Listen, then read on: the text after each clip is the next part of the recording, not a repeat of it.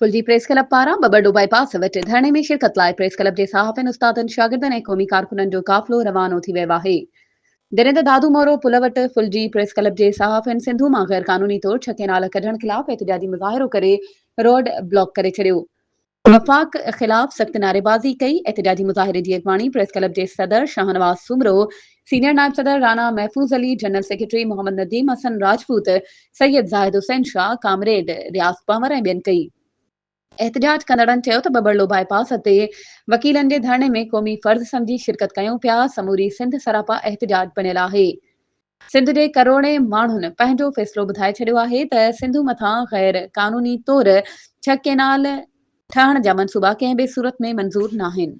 वधीक ख़बरुनि ऐं अपडेट्स जे लाइ असांजे चैनल खे सब्सक्राइब कयो ऐं हा, बेल आइकन खे प्रेस करणु न विसारिजो त जीअं असांजी हर नई अचण वारी वीडियो तव्हां ताईं पहुची